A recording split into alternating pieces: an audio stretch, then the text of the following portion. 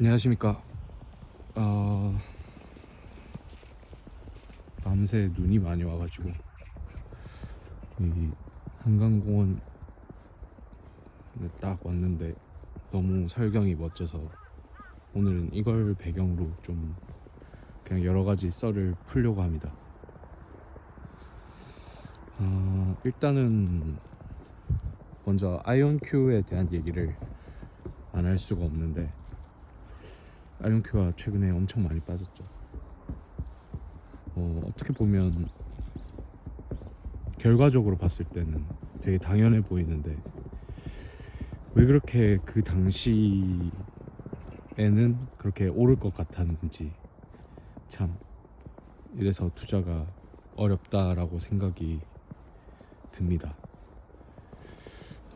근데 내용의 흐름으로는 당연히 나쁘지 않고 많이 올라야 되는데, 이제 실적 시즌에다가 연준 이사의 새로운 연준 이사가 지명되는 그런 이슈들이 시장에는 꽤 영향을 끼치는 것 같고, 그에 따라서 여러 가지 자산들이 동시다발적으로 빠지게 되는데,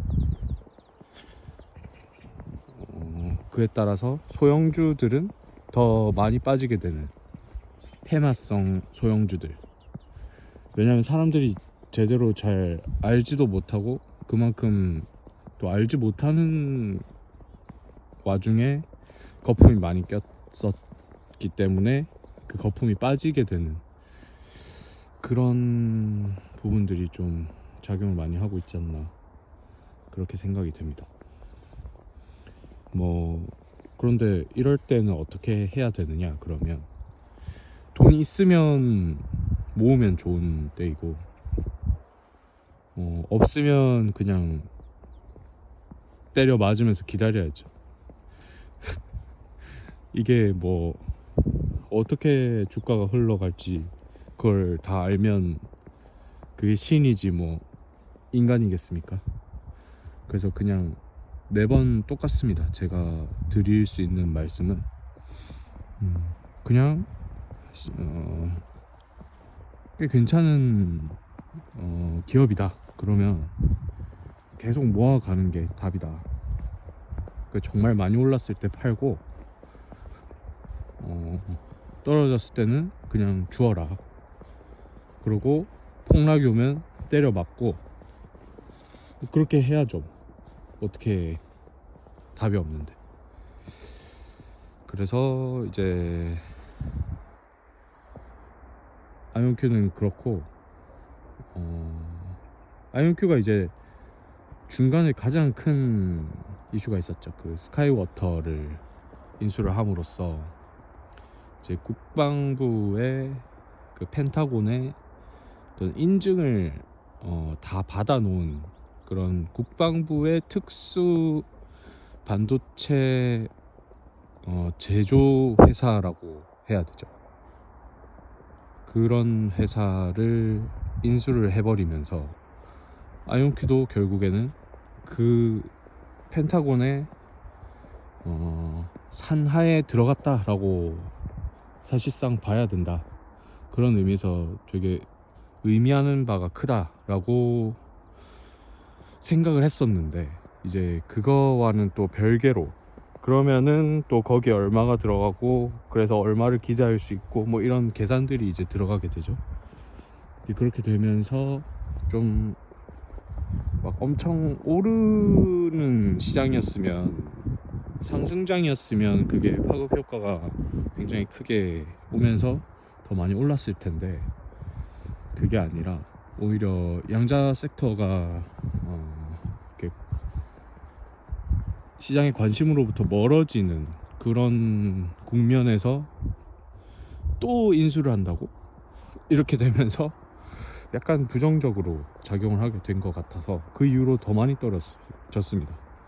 그래서 그 KT 에링턴이라는 그 여자분이 링크드인에 큰 거 온다라고 직접 말을 하는 영상을 올렸는데, 그 큰 게 위로 큰 게 아니라 아래로 엄청난 하락으로 이어지는 그런 아이러니한 사태가 일어났는데, 뭐 본인도 그렇게 될 줄 몰랐겠죠. 당연히 이게 좋은 호재라고 판단하고 이제 그렇게 얘기를 했지만, 사실 시장은 그렇게 예상대로 흘러가진 않았다. 하지만 이제 길게 투자하고 있는 장기 투자자의 입장에서 봤을 때는 굉장한 호재인 것은 분명하다. 앞으로 잘 될 수 있는가에 대해서 이제 봐야지, 뭐 단기적으로 이게 급락을 했는데 이게 그러면은 그 주가가 떨어졌기 때문에 악재가 아닌가, 뭐 이렇게 판단하는 거는 어리석은 짓이다, 그렇게 생각을 하고는 있습니다. 그리고 이제 케빈 워시라는 그 사람에 대해서 시장이 좀 굉장히 오판을 하고 있다라고 저는 생각을 합니다. 이전에 뭐 매파적인 글들을 기고를 하고 벤 버냉키 시절에 그 양적 완화에 대해서 이제 매파적인 입장을 취해서 사임하게 되는 연준 이사에서 그런 행보를 보인 적이 있다고 이 사람이 매파다라고 생각을 하는 거는 굉장히 단순한 1차원적인 사고다, 그렇게 생각을 합니다. 그래서 결국에는 이 사람을 정치적인 도물이라고 얘기를 하는 사람들이 많고, 아는 사람들은 대부분 그렇게 알고 있습니다. 하지만 물론 시장이 이렇게 공포에 질려서 여러 가지 자산군들이 지금 다 같이 떨어지고 있죠. 금도 그렇고 비트코인도 그렇고 이더리움도 그렇고 이 나스닥과 뭐 S&P 500 이런 주식시장도 떨어졌고, 모든 것들이 지금 떨어지고 있는데, 이게 이제 유동성에 뭔가 문제가 생기지 않을까, 금리 인하를 해주지 않지 않을까, 양적 긴축으로 들어가지 않을까, 그런 우려들 때문에 이제 떨어지고 있는 건데, 제 개인적인 생각으로는 그거는 그냥 1차원적인 우려감에 의한 단기적인 발작일 뿐이다. 실제로 그 사람은 그 정치적인 인물이고, 그런 정치적인 면모가 발휘가 잘 될 수 있는, 본인의 말을 잘 들을 수 있는 그런 사람을 트럼프가 원했기 때문에 이 사람을 지금 연준 이사로 깜짝 발탁을 하게 된 것이다 라고 파악을 하는 것이 맞다고 생각을 합니다. 그래서 결과적으로 보면 그러면 지금의 이런 하락들은 어떻게 대응을 하는 게 좋은가? 역시 앞서 아이온큐에 대한 생각과 똑같습니다. 그냥 기다리거나 아니면 돈이 좀 더 있다면 좋은 단기적 매수 기회로 생각을 하는 게 당연히 좋다. 어차피 오를 놈은 오른다, 이렇게 생각을 해야 됩니다. 그 케빈 워시가 했던 말들 중에 최근에 이런 AI의 그 발전에 따라서 디스인플레가 발동을 하고 있다. 그렇기 때문에 우리는 양적 완화를 해야 된다 라는 얘기를 한 적도 있습니다. 그런 측면이 저의 생각과 굉장히 일치한 부분이 있는데, 사람들은 최근에 이제 인플레이션에 대해서 되게 걱정을 하지만 실제로 역사적으로 보면은 이런 AI 혁명과 같은 기술적인 엄청 큰 혁신과 혁명이 일어났을 때는 사실은 생산성의 향상, 그런 것들, 비용 절감, 이런 부분들 때문에 사실은 디플레가 일어납니다. 그래서 화폐 가치가 더 올라갑니다. 가게 됩니다. 왜냐하면 생산하는 데 드는 비용이 줄기 때문에 그만큼 가격이 떨어지게 되거든요. 그러면 다른 상품들의 가격이 떨어지게 되면 내가 가지고 있는 현금의 그 가치는 더 오르겠죠. 그렇기 때문에 좀 더 양적 완화를 해서 그 균형을 맞추는 것이 더 중요하다, 장기적으로 봤을 때. 이제 그런 생각을 가지고 있는 사람들이 생각보다 적습니다. 하지만 케빈 워시는 그렇게 생각을 하고 있는 것 같긴 하더라고요. 이게 이제 양적 완화를 해야 되는 논리에 대한 일종의 변명이자 근거가 될 수 있다는 거를 본인이 공감을 하고 있는 것 같아요. 그래서 굉장히 장기적인 생각으로는, 장기적인 안목으로 봤을 때는 결국에는 시장은 계속 오를 것이고, 트럼프가 본인 말을 잘 듣는, 금리를 계속 인하하고 시장에 돈을 풀 수 있는 사람을 앉힐 것이고, 이제 제롬 파월이 두 번의 그 FOMC를 남겨두고 있는 상황이지만 결국에는 레임덕이기 때문에 케빈 워시를 지명을 함에 따라서 시장은 약간의 발작을, 약간이 아닐 수 있지만 그랬고, 그렇지만 이제 그 사람은 금리 인하라든지 시장의 유동성을 공급할 수 있는, 돈을 풀 수 있는 여건을 조성을 하기 시작할 것이고, 그에 따라서 시장은 에브리띵 랠리가 다시 시작이 될 가능성이 높다. 하지만 단기간의 조정은 불가피할 수도 있다.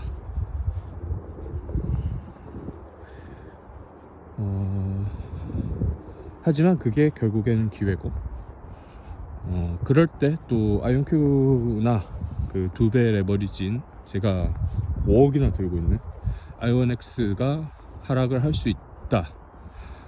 하지만 그것 또한 결국 기회다. 그래서 그런 단기간에 그 찍히는 숫자들로 인해서 패닉으로 인해서 또 그걸 팔면서 이제 패닉셀을 하면서 큰 손해를 입기보다는 이제 그 패닉셀을 하는 물량들을 모아가는 것이 역으로, 그게 항상 유효해왔고, 그게 안 된다고 한다면 그냥 가만히 있는 것도 하나의 방법이다. 그냥 이렇게 될지 어떻게 다 예측을 합니까?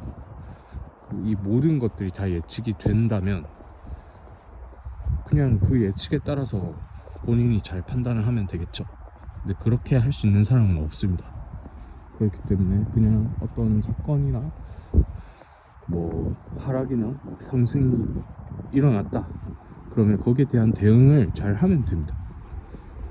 그리고 그렇게 됐을 때 내 생활이 흔들리지 않는 정도의 현금을 항상 쥐고 있으면 됩니다. 그리고 그걸 계속 쓰면서 생활을 영위를 하고,